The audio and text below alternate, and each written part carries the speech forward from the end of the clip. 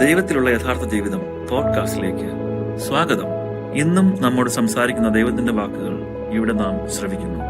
വരൂ, ദൈവത്തെ കൂടുതലായി അറിയുവാനും അവിടുന്നുമായി ഗാഠമായ ഒരു വ്യക്തിബന്ധത്തിലേക്ക് പ്രവേശിക്കുവാനും ഇതാ നിങ്ങളെ ക്ഷണിക്കുന്നു. എപ്പിസോഡ് 63. 7/3/1988. എന്റെ ബാഹ്യനേത്രങ്ങൾ കൊണ്ട് ഞാൻ കാണാതിരിക്കേണ്ടതിന് ദൈവം വച്ചിരിക്കുന്ന മൂടുപടം ഒരു നിമിഷത്തേക്ക് നീക്കുവാൻ ഞാൻ ദൈവത്തോട് അപേക്ഷിച്ചു.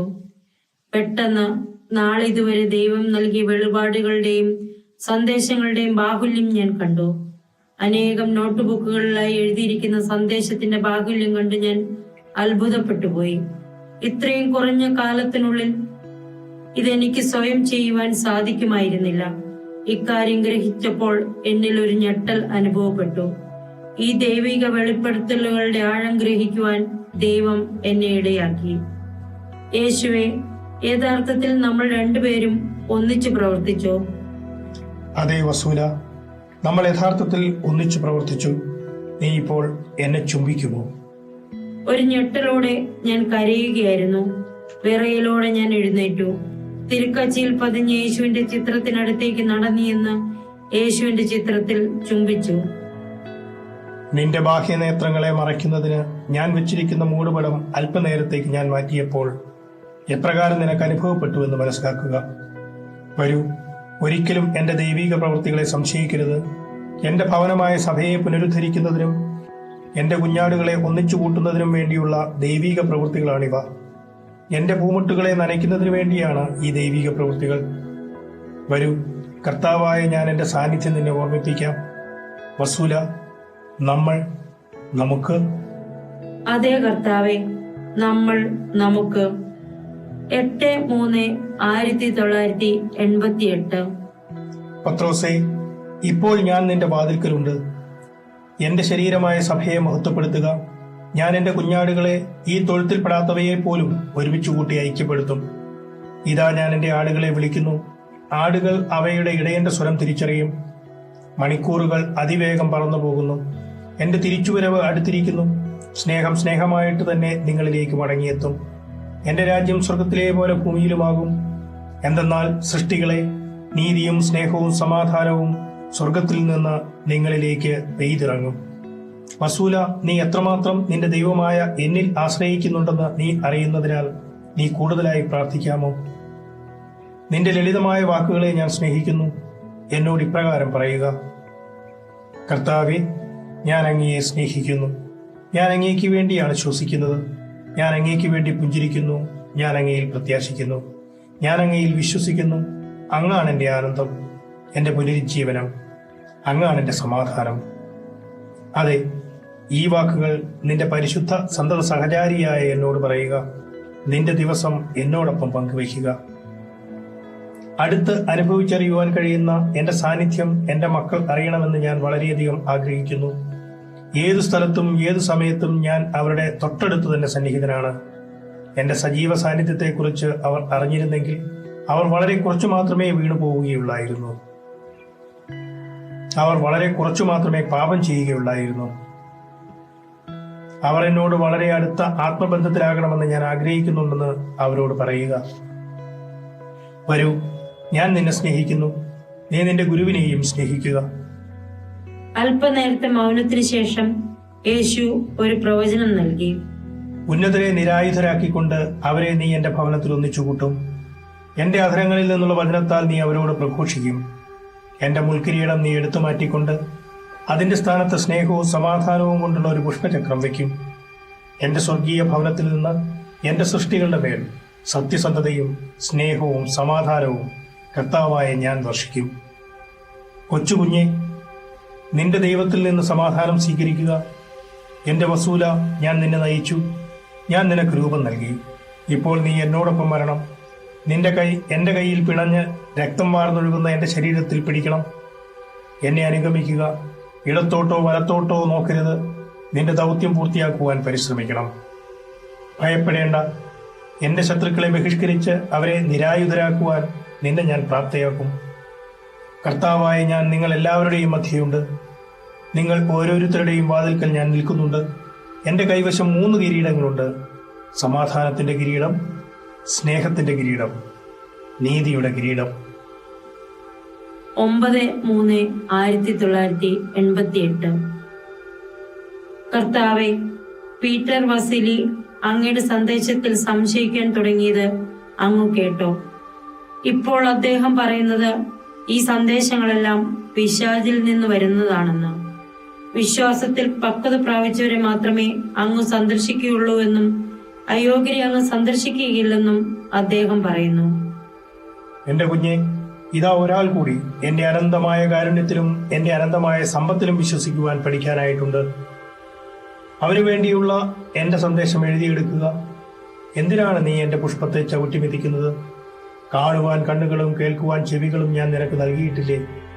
നീ ഒന്നും ഗ്രഹിക്കുന്നില്ലേ? ദൈവത്തിന്റെ പ്രിയപുത്രനായ യേശു ക്രിസ്തുവാണ് ഞാൻ. വലിയ വൃക്ഷങ്ങളുടെ വളർച്ചയെ മുരടിപ്പിക്കുന്നത് ഞാനാണ്. ചെറിയ വൃക്ഷങ്ങളെ വളർത്തുന്നതും ഞാനാണ്. ഇക്കാലത്തെ എന്റെ ദൈവിക പ്രവൃത്തികളെക്കുറിച്ച് മനസ്സിൽ ധ്യാനിക്കുക. എന്റെ ദൈവിക പ്രവൃത്തികളിൽ വിശ്വസിക്കുക. എന്റെ ദൈവിക പ്രവൃത്തികളാൽ നിനക്ക് ബോധജ്ഞാനം നൽകുന്നതിന് എന്റെ കുഞ്ഞിനെ ഞാൻ നിനക്ക് നൽകിയിരിക്കുന്നു. കർത്താവായ ഞാൻ അനന്തമായ സമ്പത്താണ്. ഭയപ്പെടേണ്ട. എന്റെ ആടുകൾ ചിതറിപ്പോകുന്നത് എങ്ങനെ എനിക്ക് കണ്ടു നിൽക്കുവാൻ കഴിയും? എന്റെ ആടുകളെ അന്വേഷിച്ച് കണ്ടെത്തുന്നതിനും അവയ്ക്ക് ഭക്ഷണം കൊടുക്കുന്നതിനുമായി ഞാൻ വന്നിരിക്കുന്നു. എന്റെ തോട്ടത്തെ അലങ്കരിക്കുവാൻ ഞാൻ വന്നിരിക്കുന്നു. ഈ ഊഷരഭൂമിയെ ജലസേചിതമാക്കുവാൻ ഞാൻ വന്നിരിക്കുന്നു. എന്റെ പുഷ്പത്തെ ചവിട്ടി മെതിക്കരുത്. എന്റെ അടുക്കലേക്ക് വന്ന് പശ്ചാത്തപിക്കുക. സാത്താന്റെ സ്വരം ശ്രവിക്കരുത്. സൃഷ്ടികളെ, ഞാൻ നിങ്ങളെ അതിരുകളില്ലാത്ത വിധം സ്നേഹിക്കുന്നു. ഇക്കാരണത്താലാണ് നിങ്ങൾ എല്ലാവരെയും ഒന്നിപ്പിക്കുവാൻ വേണ്ടി ഞാൻ വന്നിരിക്കുന്നത്. നിങ്ങളുടെ ദൈവമായ എന്നോടൊപ്പം നടക്കുക. എന്റെ ഭവനമായ സഭയെ പുനർനിർമ്മിക്കുവാനുള്ള ഇഷ്ടികകളെ നീക്കിക്കളയുകയോ അവയെ തൊഴിക്കുകയോ ചെയ്യരുത്. ഈ ഭവനം ഇന്ന് നാശാവസ്ഥയിലാണ്.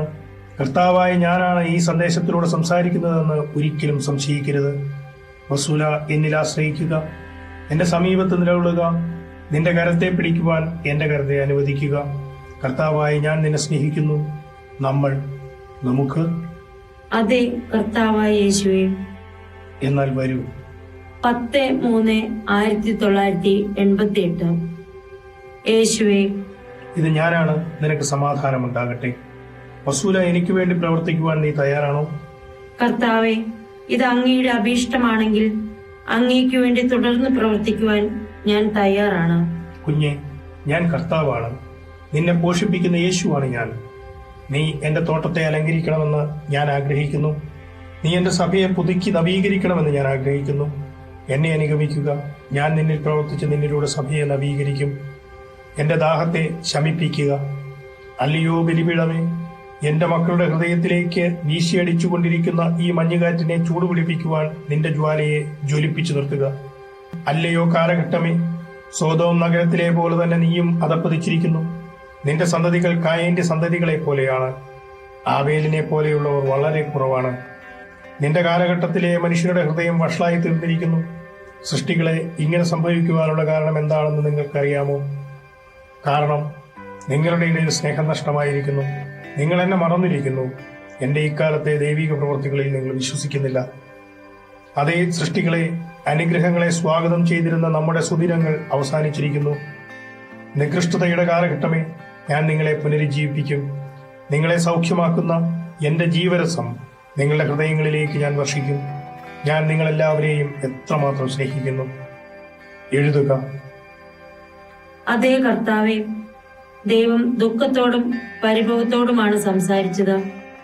അവിടുന്ന് അനന്ത കാരുണ്യവാനും സ്നേഹനീതിയുമല്ലായിരുന്നെങ്കിൽ നമ്മെ പണ്ടേ തന്നെ നശിപ്പിച്ച് ഇല്ലാതാക്കുവാൻ കഴിയുമായിരുന്നു.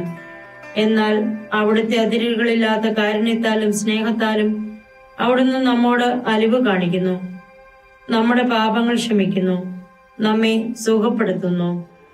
അതെ, നിങ്ങൾ എത്രയധികം അധപ്പതിച്ചിട്ടുണ്ടെങ്കിലും ഞാൻ നിങ്ങൾ എല്ലാവരെയും സ്നേഹിക്കുന്നു.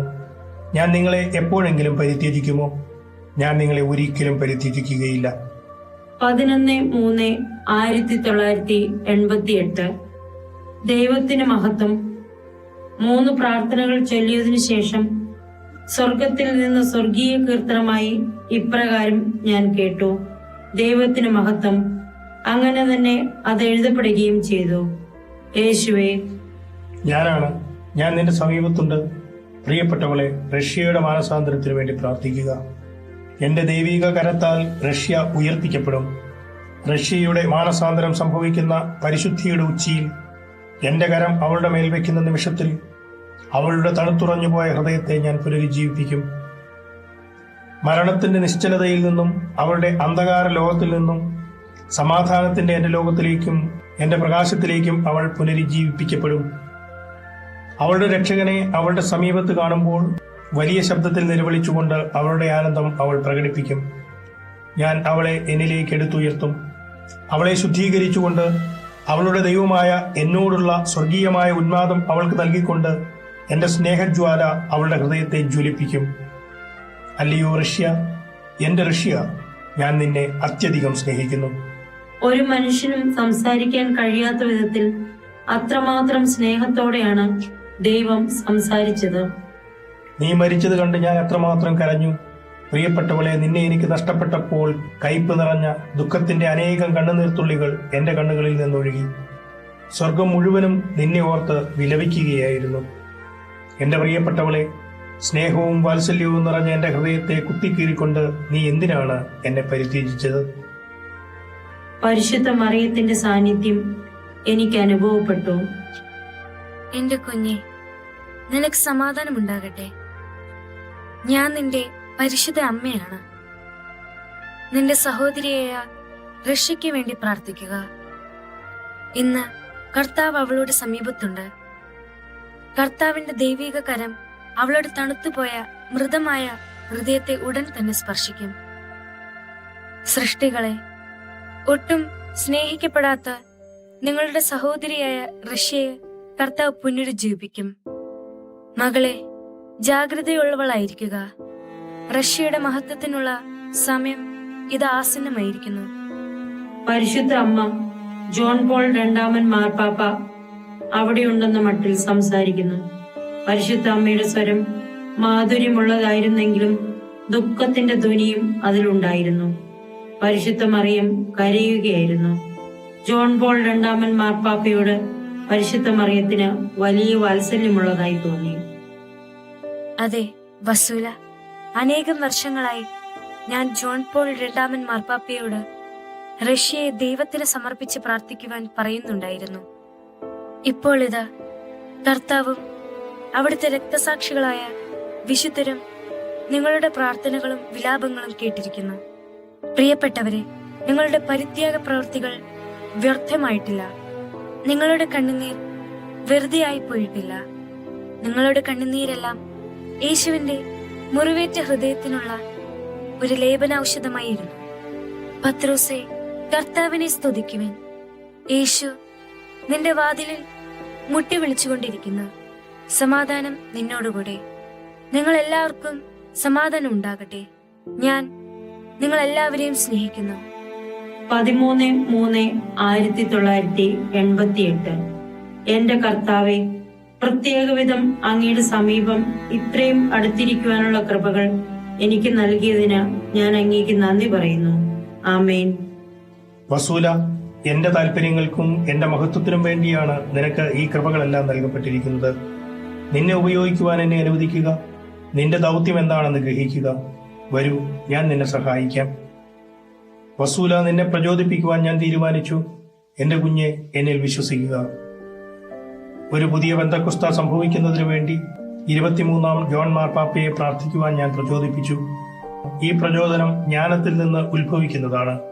എന്റെ സഭയുടെ അടിത്തറയിൽ തന്നെ ഒരു പുതിയ പെന്തക്കോസ്ത ഉണ്ടാകുവാൻ കർത്താവായ ഞാൻ ഇടവരുത്തും. സൃഷ്ടികളെ, ഒരു ഇടയന്റെ കീഴിൽ ഞാൻ നിങ്ങൾ എല്ലാവരെയും ഐക്യപ്പെടുത്തി ഒന്നിച്ചുകൂട്ടും. എന്റെ രാജ്യം ഞാൻ നിങ്ങളുടെ ഇടയിൽ സ്ഥാപിക്കും. എന്റെ ഭവനമായ സഭ സമാധാനത്തിലും സ്നേഹത്തിലും ഭരണം നടത്തും. എന്റെ സൃഷ്ടികൾ വീണ്ടും ജനിച്ച് കുട്ടികളെപ്പോലെ നിഷ്കളങ്കരായി വിദ്വേഷമില്ലാത്തവരായി മടങ്ങിവരും. ഇതായിരിക്കും മഹത്തായ മടങ്ങിവരവ്. ഇതായിരിക്കും വീണ്ടും ജനനം. ഇതായിരിക്കും ഇടയന്റെ വിളി, പുതിയ പെന്തക്കോസ്ത. ആദ്യ നൂറ്റാണ്ടിൽ സഭയുടെ ശൈശവാവസ്ഥയിൽ ക്രിസ്തീയ കൂട്ടായ്മ എത്രമാത്രം നിഷ്കളങ്കവും നിസ്വാർത്ഥവുമായിരുന്നോ അതുപോലെയായിരിക്കും ഈ പുതിയ പെന്തക്കോസ്തായിലും സംഭവിക്കുന്നത്. വസൂല, നീ കാത്തിരുന്ന് കാണുക. അതേ കർത്താവേ. എന്നെ അനുഭവിച്ചറിയുക. ഞാൻ നിന്റെ സമീപത്തുണ്ട്. കുഞ്ഞെ, നിന്റെ ബാഹ്യനേത്രങ്ങൾ കൊണ്ട് എന്നെ കാണുവാൻ കഴിയുന്നില്ലെങ്കിലും ഞാൻ നിന്റെ സമീപത്തുണ്ടെന്ന് നീ വിശ്വസിക്കുന്നുവോ? ഉവ്വ് കർത്താവേ, എന്റെ ആന്തരിക നയനങ്ങൾ കൊണ്ട് അങ്ങയെ കാണുവാനും ആന്തരിക ചെവികൾ കൊണ്ട് അങ്ങയെ കേൾക്കുവാനും അങ്ങയെ അനുഭവിച്ചറിയുവാനും അങ്ങിൽ വിശ്വസിക്കുവാനും അങ്ങ് എന്നെ പഠിപ്പിച്ചിട്ടുണ്ട്. നിന്റെ കണ്ണുകൾ എന്നെ അന്വേഷിക്കുന്നത് കാണുമ്പോൾ ഞാൻ നിന്നെ വളരെയധികം സ്നേഹിക്കുന്നു. എന്നാൽ എന്റെ അടുക്കലുള്ളത് നിസ്സഹായയായ, ഒന്നുമില്ലായ്മയായ ഒരു വെറും കൊച്ചുകുട്ടിയാണെന്ന് എനിക്കറിയാം. വസൂല, നിന്നെ ചെന്നായ്ക്കളുടെ ഇടയിൽ കാണുമ്പോൾ എനിക്ക് നിന്നോട് അനുകമ്പ തോന്നുന്നു. ഞാൻ നിന്റെ അടുക്കൽ നിന്ന് ഒരിക്കലും വിട്ടുപോവുകയില്ല. കുഞ്ഞെ, ഞാൻ നിന്നെ അനുഗ്രഹിക്കുന്നു. അവസാനം വരെ നിന്നെ നയിക്കുവാൻ എന്നെ അനുവദിക്കുക. നീ എന്നെ അതിന് അനുവദിക്കുമോ? യേശുവേ, ഞാൻ അങ്ങയെ കാണുന്നിടത്ത് അങ്ങുണ്ടല്ലോ. ഞാനുണ്ട്.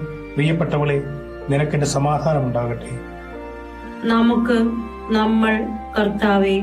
അതെ, നമ്മൾ, നമുക്ക്.